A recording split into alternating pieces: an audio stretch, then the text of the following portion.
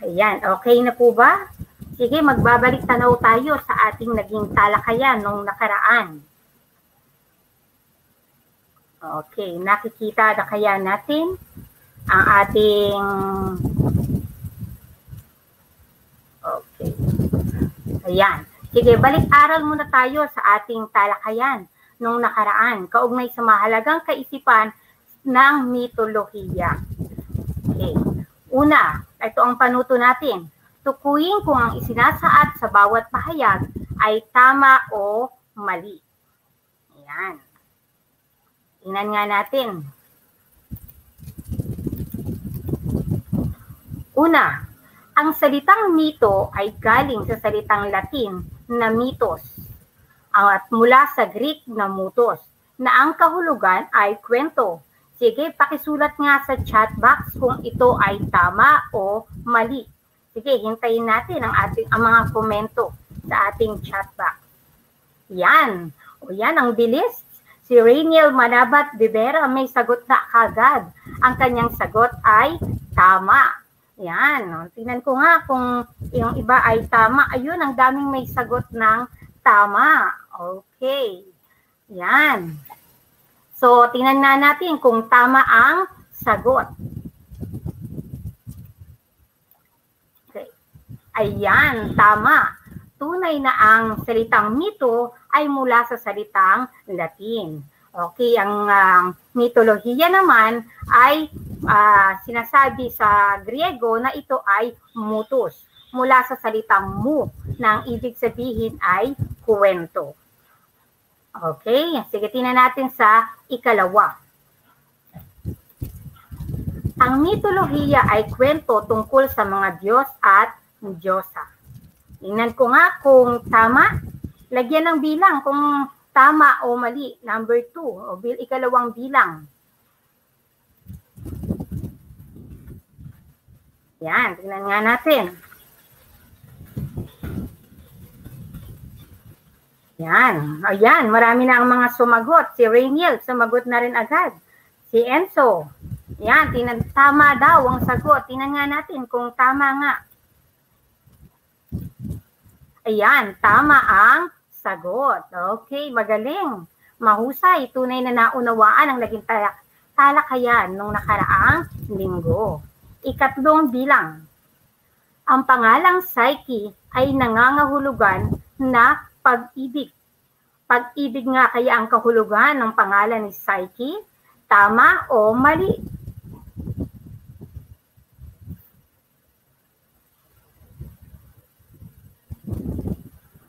Tama o mali? Tingnan natin, may sagot na agad si Rainiel. Nangunguna si Rainiel. Yan, si Paul, may sagot na rin. Ang sabi nila ay tama. Sabi ni Rainiel ay mali. Tingnan nga natin kung sino ang tama sa kanila. Okay, ang tamang sagot ay mali. Dahil ang Psyche ay nangangahulugang kaluluwa. Ayan. Ang Psyche ay nangangahulugang kaluluwa. Okay? Ika-4. Tingnan natin ang ika-4. Sa mitolohiyang Romano, si Zeus ang kinikilalang pinakamalakas at hari ng mga Diyos at Diyosa. Tingnan natin kung tama ba ito o mali. Sige nga, sagot bilang 4. Tingnan natin ang mga sagot ng mga aktibo nating mag-aaral ngayong hapon. Sige, habang hinihintay ko ang sagot, kamu sa pagbati kay Jojo Seno. Ang sagot niya ay mali. Okay, si Rainiel. Gayon, si Almon. Kamusta rin kayo? Sige, ang dami na ng sagot nila. Okay, may nakikita akong tama, may nakikita din akong mali. Tingnan nga natin, ano nga ba ang tamang sagot kaugnay sa pahayag na ito? Mali. Okay, bakit daw mali? Okay, sa Romano, okay, si Zeus, ang kaugnay nito at katumbas nito ay si Jupiter. Dahil si Zeus ay sa Griego. Okay, sa mitolohiyang Gresya, doon ang pangalan. Okay, ni Zeus. Okay, sa Romano, siya ay si Jupiter. Okay, yan. Sige, ika-5. Tingnan natin ang ikalima. Ang Diyosa ng kagandahan, pag-ibig at kalapati ang maiugnay sa kanya. Siya ay si Venus. Si Venus nga ba ang Diyosa ng kagandahan? Tama o mali? Tingnan natin ang kalimang bilang. Tingnan natin ang ikalimang bilang kung tama ang sagot. Tama o mali? Yan, sumagot na si Salito Rosel. Ayan, nagpapabati. Good afternoon po. Ayan, si Beverly mula sa Bangkero Integrated School. Magandang hapon sa iyo. Sige, tingnan natin ang mga kasagutan. Aba, mukhang mga tama ang kanilang sagot. Tingnan nga natin. Yan, tama. Ang sagot ay tama. Si Venus ay ang Diyosa ng kagandahan at pag-ibig. Yan.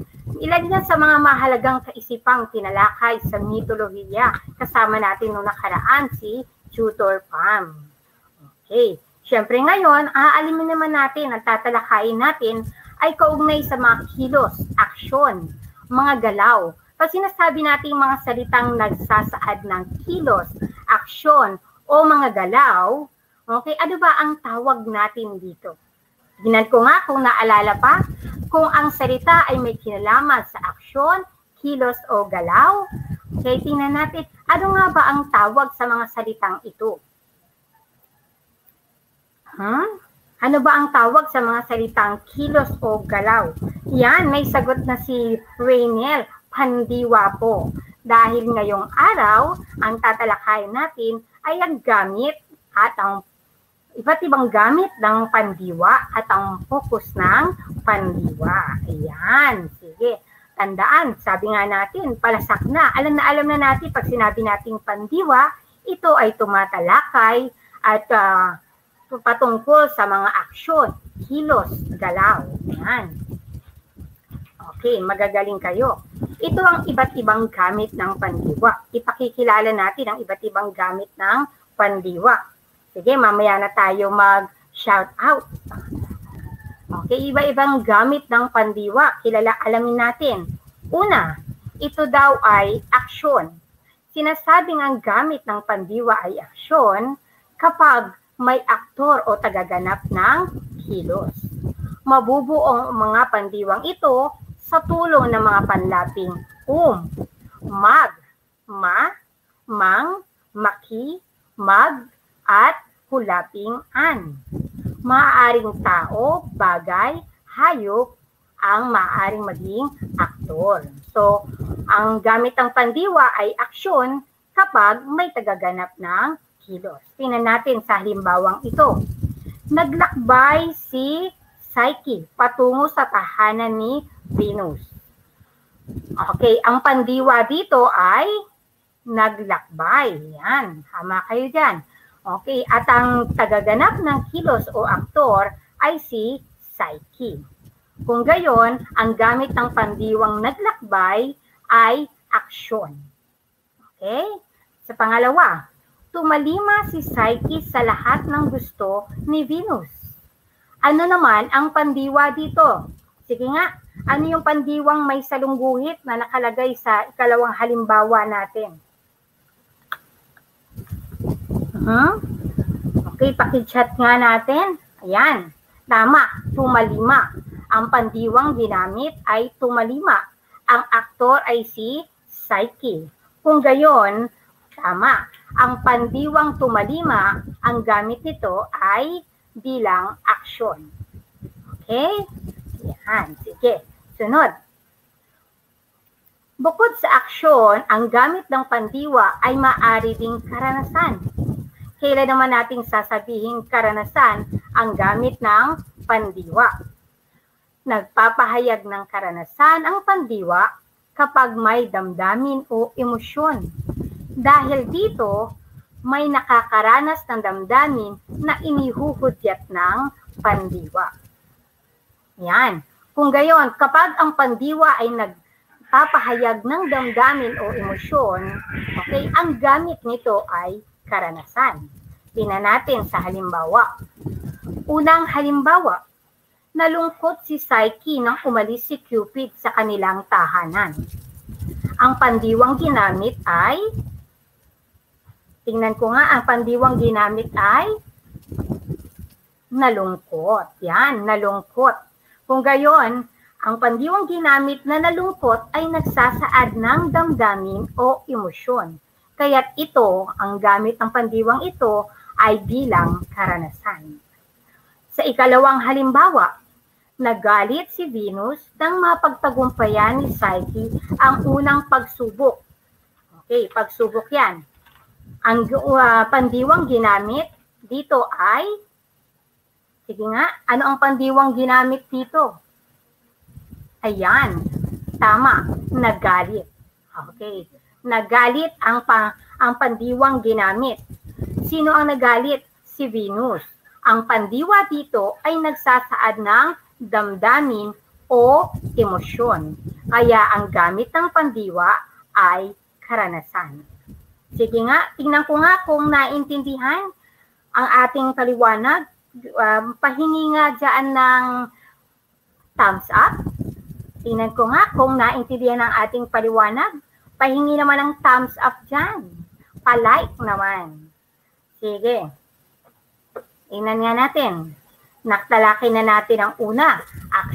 Ito ay bilang aksyon. Ang ikalawa natin ay bilang karanasan. Ayan. Tingnan ko nga. Pa-thumbs up naman. Okay, yan. Sumasagot pa. Nagalit. Okay, tama kayo. Ayan. Salamat, Rainiel. Naka-thumbs up si Rainiel. Naintindihan ni Rainiel ang ikalawa nating gamit ng pandiwa. Pero hindi pa tapos.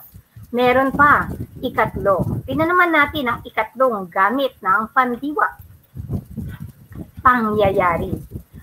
Ginagang pandiwa ay isang pangyayari o gamit ng pandiwa ay pangyayari kung ito ay nakikilala kapag ang pandiwa ay resulta ng isang pangyayari. Tingnan ko nga. Sa unang halimbawa, naghirap si Psyche dahil sa matinding galit ni Venus sa kanya. Ano ang pandiwang ginamit? Tingnan ko nga. Ano ang pandiwang ginamit? Sa unang halimbawa, naghirap si Psyche dahil sa matinding galit ni Venus sa kanya. Ano ang pandiwa? Sige. O sige, habang nagsasagot yan. Okay, batiin ko muna si Irish Medina. Yan, sumagot sa kanya. Ang sagot niya ay naghirap. Okay, ang pandiwang naghirap, tama ka dyan, Irish, ay resulta ng nasabing pangyayari. Okay, dahil sa matinding galit ni Venus sa kanya, ano nangyari kay Psyche? Naghirap. Kung gayon, ang pandiwang naghirap ay resulta ng pangyayari. Magaling, yan. Sa ikalawa natin, dahil sa mga dinanas na hirap, pinakasalan ni Cupid si Psyche. Dahil sa mga dinanas na hirap, pinakasalan ni Cupid si Psyche.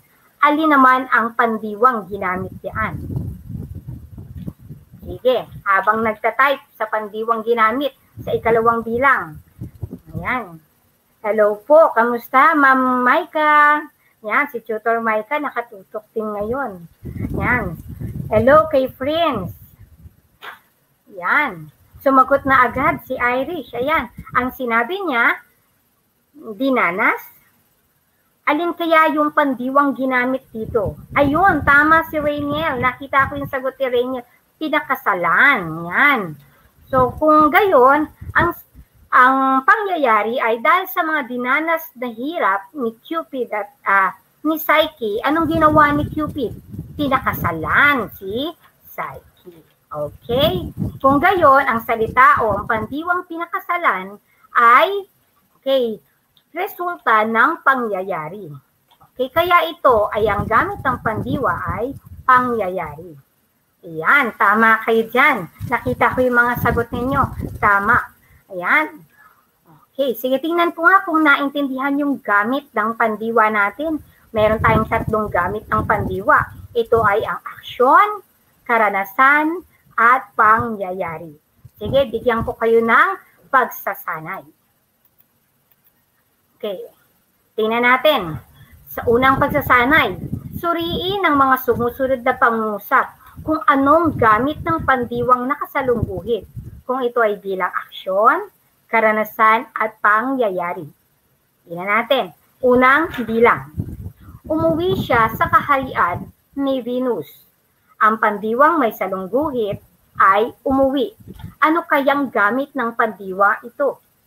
Sige nga, pakilagay sa comment ba? Ay sa comment natin. Sige, paki-comment. Unang bilang. Umuwi siya sa kaharian ni Venus. Anong ang gamit ng pandiwang may salungguhit na umuwi? Ayan, nakita ko ang bilis ni Anthony. Yan, Anthony. Aksyon. Okay, tama nga ba na aksyon ang sagot? Okay, magaling. Yan, aksyon. Okay, sapagkat ito ay nagsasaad ng, kilos o gumaganap sa kilos. Yan. Ikalawa. Tingnan natin. Yan, tama yung mga sagot. Marami pang mga humahabol. Okay. Ikalawa. Sa ikalawa natin. Dahil sa paghihirap, natukso siyang tumalon. Dahil sa paghihirap, natukso siyang tumalon. Ano naman kaya ang gamit ng pandiwang ito? Tingnan natin. Aba, ang bibilis. Meron na akong nakitang sagot. Okay, ang sabi ni Irish, pangyayari. Ang sabi ni Janice, pangyayari din. Okay, tingnan nga natin, may nagsasabing karanasan. Ang salita, ang pandiwa natin ay tumalon. Okay, tingnan natin. Pangyayari. Okay, pangyayari bakit? Ang pandiwang tumalon ay resulta ng nasabing pangyayari. Kaya ito ay ang gamit ay pangyayari. Okay, ikatlo. Yan, ang dami namang tamang sagot. Magaling. Sige, ikatlo. Humanga ang lahat ng kalalakihan kay Psyche. Humanga ang lahat ng kalalakihan kay Psyche. Ano kaya ang gamit ng pandiwang humanga? Tingnan nga natin. Bilang 3.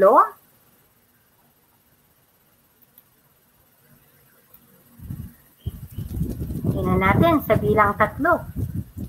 Ayan, ang sumasagot. Ayan, nakita ko ng sagot. Ang bibilis. Ang bilis magsipagsagot. Yan. Yan, sabi ni Jaden. Sabi ni Jaden Sean, sa bakay, tama ba ako? Karanasan daw. Okay, tingnan natin, nagsasaad ng emosyon o damdamin. Tama, okay, tama ang sagot. Karanasan, sapagkat ito ay nagsasaad ng damdamin o emosyon. Magagaling. Okay, ika-4. Lalong sumidhi ang pagsiselos ni Venus kay Psyche. Lalong sumidhi ang pagsiselos ni Venus kay Psyche. Tingnan nga natin kung ito ay ano ang gamit ng pandiwa dito. Ayan. Okay, sumidhi ang pandiwa. Ang sabi, lalong sumidhi. Ito ay nagsasaad ng karanasan. Magaling damdamin. Okay. Sumunod, ika-5. Labis na nanibugho si Venus sa kagandahan ni Psyche. Labis na nanibugho. Okay, ang salitang nanibugho, ang pandiwang nanibugho, ang gamit nito ay bilang karanasan. Yan, sapagkat nagsasaad ng damdamin o emosyon. Pero hindi pa tayo nagtatapos dyan. Meron pa tayong focus ng pandiwa. Okay ba? Sige. Pa-like nga, pahingi naman dyan ng papuso naman pala. Papuso naman sa mga nakaunawa sa ating gamit ng pandiwa. Pahingi naman dyan ng puso. Ayan. Okay. Bago tayo tumungo sa susunod natin, na focus ng pandiwa. Okay. Sige, hello muna kay yan, salamat Irish sa papuso mo. Yan. Okay, Jaden, may sagot pa. Okay, nakita natin. Yan, tingnan natin ngayon. Tungo naman tayo sa focus ng pandiwa. Yan, salamat sa mga papuso. Ibig sabihin nakatutuwa naman na naintindihan ang gamit ng pandiwa. Ngayon naman, focus ng pandiwa naman tayo. Pag sinabi nating focus, ano ba ang focus ng pandiwa?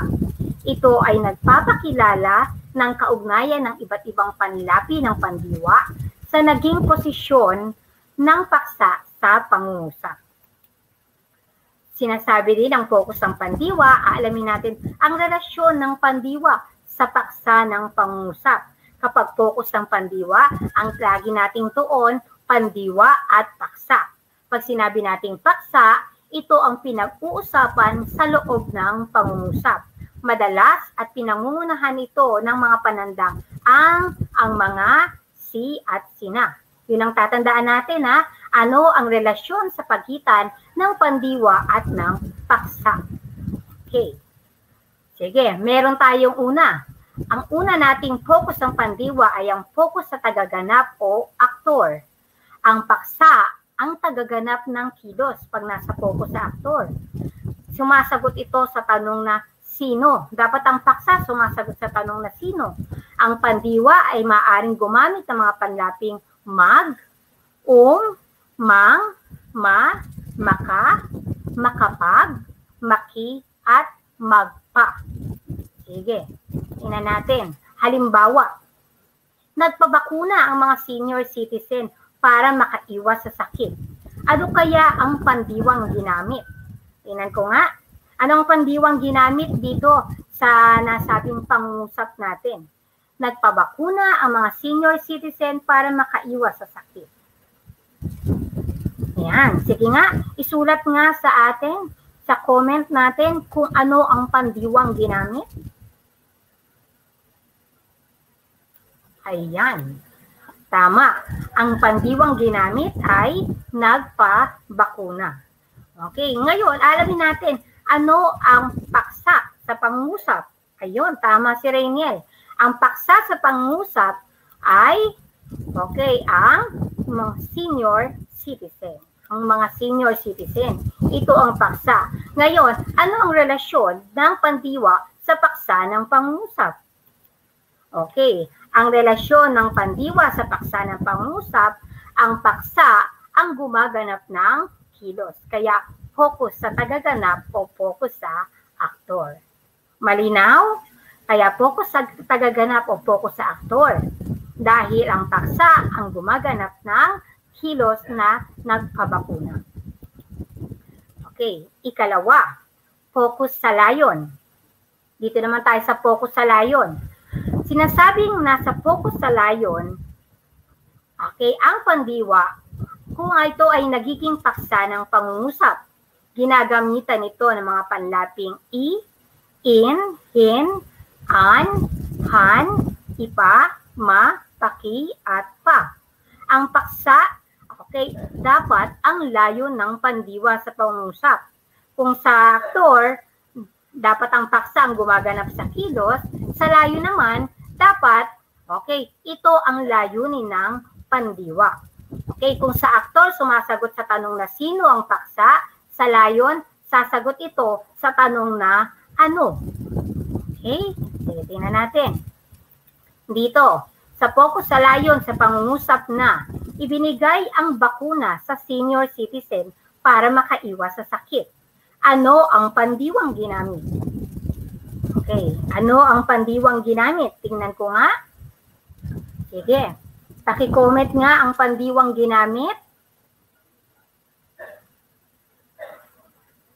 Alin ang pandiwa? Okay, sige. Ano ang pandiwang ginamit? Pandiwa, yung kilos. Yung kilos. Ang pandiwa, yan, tama ka, Reynan. Ibinigay ang pandiwa natin. Tama. Ano naman ang paksa? Ang paksa natin dito ay, ang paksa, sabi natin, ang pinag-uusapan, sa loob ng pangusap, okay, ang paksa ay ang bakuna. Kung gayon, sumasagot ba ito sa tanong na ano ang ibinigay? Ang bakuna. Kung gayon, ang pandiwa ay nasa focus sa layon. Dahil ang paksa ng pangungusap ay bagay na layunin ng pandiwa. Tama, bakuna. Yeah, tama kayo dyan. Sige, pangalawang focus. Ikatlong focus, focus sa pinaglalaanan. Ang paksa ang tumatanggap sa kilos ng pandiwa. Ito ay sumasagot sa tanong na para kanino. Ang mga panlaping maaring gamitin ay in, ipang, at ipag. Okay. Sa aktor ay sino, sa layon ay ano, sa pinaglalaanan naman ang tanong na sasagutin ng paksa ay para kanino. Okay. Sige, tingnan natin. Sa paksa ay sa pangungusap na ito, binakunahan ng mga senior citizen para makaiwas sa sakit. Sige, ano naman ang pandiwang ginamit? Ano ang pandiwang ginamit? Sige, sa pangungusap na ito. Yan. Ayan, ang gagaling, no? Kahuhusay. Yan, yung mga sagot nila. Tama. Sige, ano ang pandiwang ginamit dito? Binakunahan ang sabi ni, okay, ang bilis. Binakunahan daw ang sabi ni Harley Levin Apaga, binakunahan. Tama si Harley, pandiwa. Ang paksa naman dito, dapat sumasagot sa tanong na para kanino. Okay, ang paksa ay ang mga senior citizen. Yan. Okay, para kanino? Binakunahan ang mga senior citizen. Sino ang binakunahan?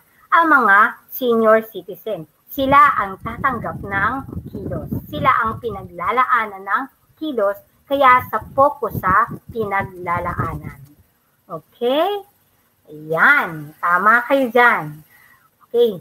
Kaya ang lagi nating tingin ay pandiwa at paksa ng pangungusap.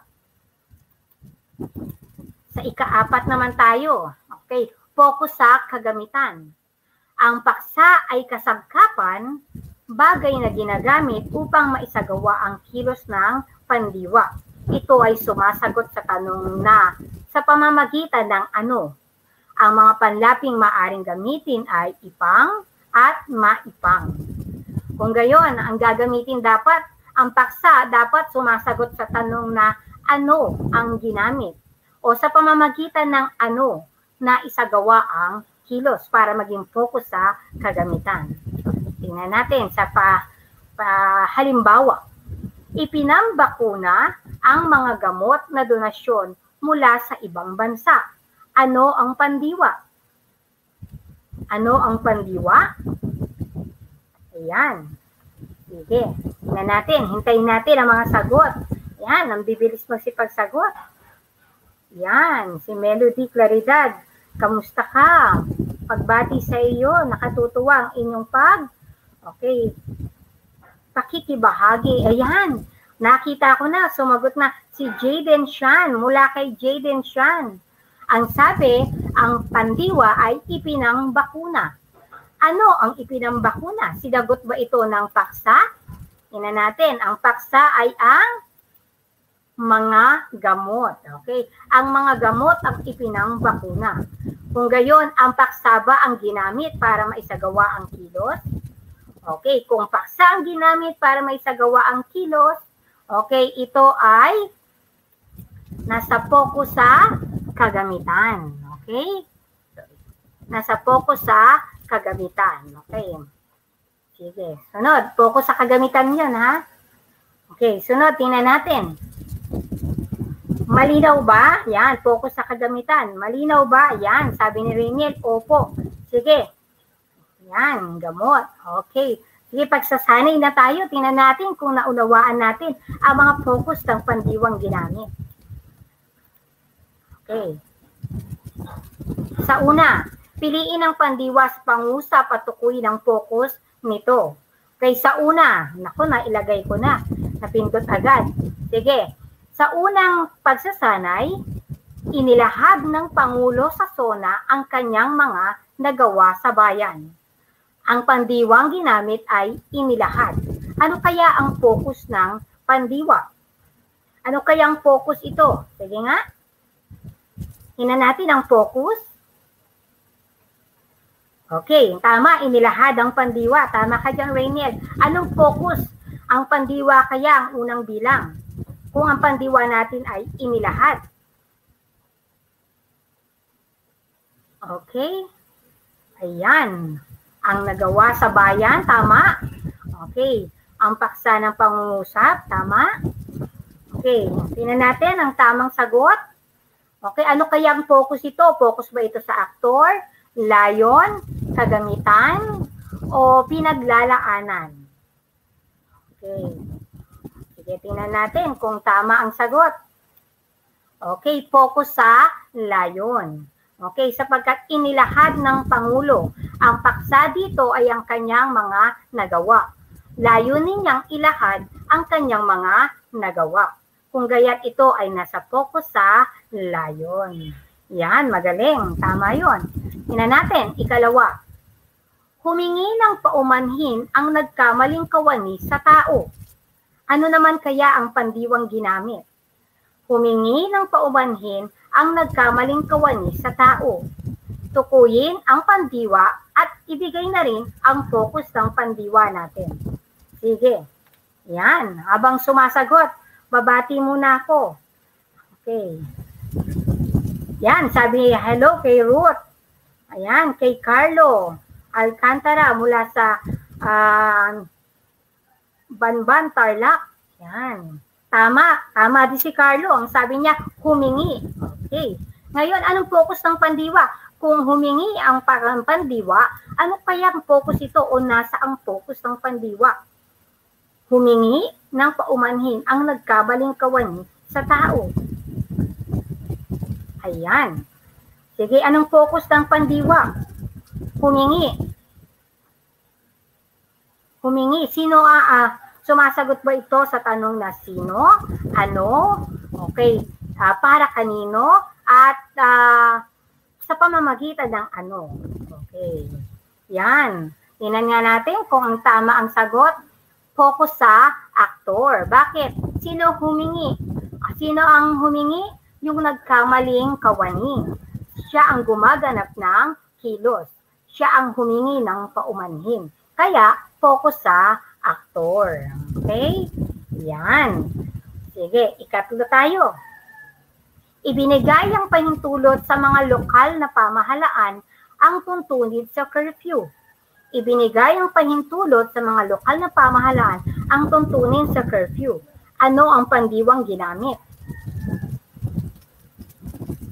Ayan, tama si Teresa. Ayan, may sumasagot pa rin. Ayan, tama ang pandiwa ay, sabi ni Ruth, ibinigay. Ayan. Okay. Tingnan natin kung pinaglalaanan. Sabi nila, ibinigay focus sa pinaglalaanan. Tingnan nga natin. Tama ang pandiwa. Okay, focus sa layon. Bakit? Anong layunin? Ibigay, okay, ang tuntunin sa curfew.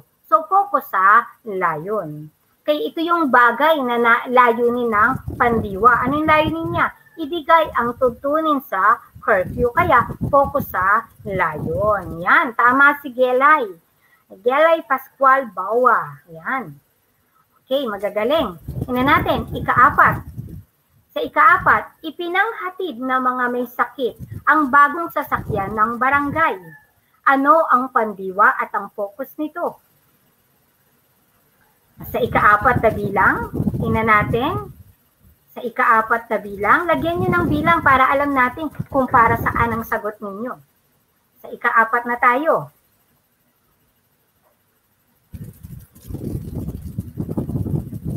Yan. Okay, at sabi ni Irish na nangunguna at yun din si Ruth, aba, alam na talaga nila ang pandiwa at gumamit, kung paano gumamit ng pandiwa. Okay, sa ipinanghatid ang pandiwa. Okay. So, ang paksa ng pangungusap ay ang bagong sasakyan. Kung ang bagong sasakyan ang paksa ng pangungusap, nasa anong focus ito? Ipinanghatid ang bagong sasakyan. Kaya ito ay dapat ay nasa focus na kagamitan. Yun, nakita ko sa Rainiel. Tama yung sagot ni Rainiel. Focus sa kagamitan. Magaling. So, huli na tayo. Ikalima. Binigyan ng mga relief goods ang mga taong naapektuhan ng COVID. Binigyan ng mga relief goods ang mga taong naapektuhan ng COVID. Alin ang paksa sa pangungusap? Ayan. Okay, tama. Okay, nakita ko, ang daming tama. Ayan. Sabi ni Jayden, ang pandiwa ay binigyan. Tama yun. Okay, kung ang salitang ang pandiwa natin ay binigyan, ang paksa natin ay ang mga taong naapektuhan ng COVID, binigyan ang mga taong naapektuhan ng COVID. Nasa anong focus kaya ito? Binigyan ang mga taong naapektuhan ng COVID. Ang paksa ba ang gumanap ng kilos? Ito ba ang layo ng pandiwa? Meron ba diyang bagay na ginamit? O sa kanya nakalaan yung kilos ng pandiwa? Ayan, tingnan natin. Binigyan. Kung gayon, ang tamang sagot, anong focus nito ay, ayan, tama si Irish. Ang sabi ni Irish, focus sa, ay kulang. Binigyan, binigyan ng mga relief goods. Binigyan, sino ang binigyan? Ang mga taong naapektuhan ng COVID. Kaya ito ay focus sa pinaglalaanan. Dahil ang paksa ng pangungusap ang tatanggap ng kilos. Kaya focus sa pinaglalaanan. Malinaw ba ang naging focus ng pandiwa natin? Ang ating talakayan? Tingnan ko nga kung naintindihan. Papuso naman dyan. Ayan. Tingnan ko ang mga puso kung naintindihan at malinaw naman na naibigay natin ang gamit ng pandiwa, gayon din ang iba't ibang focus ng pandiwa. Tingnan ko nga ang mga nakaintindi at nakaunawa sa ating naging talakayan. Okay, tingnan ko nga ang puso. Yan, pumuso si Irish. Mukhang naunawaan talaga ni Irish batay sa mga sagot niya kanina. Totoo naman. Gayon din si Marjorie, pumupuso din. Yan, si Rainiel na aktibong nakikibahagi sa ating talakayan ngayong hapon. At nakatutuwa naman sa inyong naging pakikibahagi at sa aktibo na pagsagot ngayon sa ating aralin. Okay, at dito nagtatapos ang ating talakayan hanggang sa muli nating pagkikita-kita, okay, at pagtatalakay at talastasan sa mga aralin sa Filipino. Inaasahan ko na naunawaan ang ating naging gawain. Okay, laging tandaan na ang tunay na karunungan ay nakukuha lamang ng taong may mabuting kalooban. Hanggang sa muli nating pagkikita-kita, Grade 10, maraming salamat sa inyong pagtutok sa atin ngayong hapon. Okay, paalam!